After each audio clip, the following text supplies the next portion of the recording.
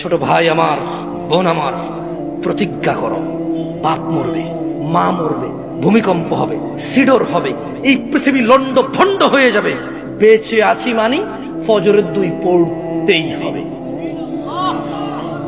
বেঁচে আছি মানে জোহর, আসর, মাগরিব, ইশা পড়তেই হবে।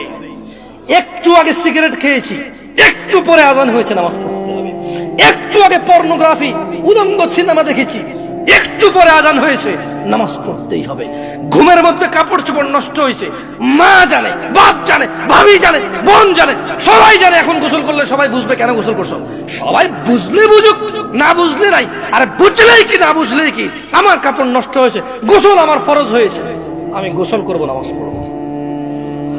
রাতে আমার ঘুম আসে নাই, বন্ধু বান্ধবের পাল্লায় পড়ে সারা রাত বসে বসে উলঙ্গ ছবি দেখেছি, যা অত্যন্ত ঘৃণিত এবং যা আমার জীবনকে তছনছ করে দেবে, যা আমার জীবনের বরকত নষ্ট করে দেবে, যা আমাকে লাঞ্ছিত অপমানিত করবে, এমন অপরাধে লিপ্ত ছিলাম। কারণ এই জানাবে বিচার যে করবে, যে জানার সাথে জড়িত, সে অপদস্থ হবেই হবে।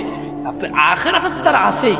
এই একটাই অপরাধ জানাবে বিচার, একটাই অপরাধ অশ্লীলতা, যেটা শাস্তি আল্লাহ দুনিয়াতে দিয়ে দেয়। কোথায় দেয়?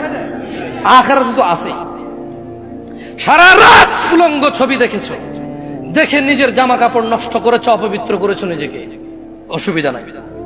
গুনাহ যা হওয়ার হয়ে গেছে, গুনাহ নিয়ে পড়ে থাকলে চলবে না। গুনাহ যা হওয়ার হয়ে গেছে, গুনাহ নিয়ে পড়ে থাকলে চলবে না। যাও গোসল করো, ফজরে আযান হয়েছে, সালাতে যাও, 2 রাকাত সুন্নাত পড়ে আল্লাহর কাছে ক্ষমা চাও, 2 রাকাত ফরজ পড়ে আল্লাহর কাছে ক্ষমা চাও।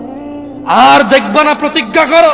আবার দেখে ফেলেছো, অসুবিধা নাই, জোহরে আযান হয়েছে, যাও মসজিদে, যাও গোসল করে 2 রাকাত নামাজ পড়ো, আল্লাহর কাছে ক্ষমা চাও, প্রতিজ্ঞা করো। আর দেখবা না।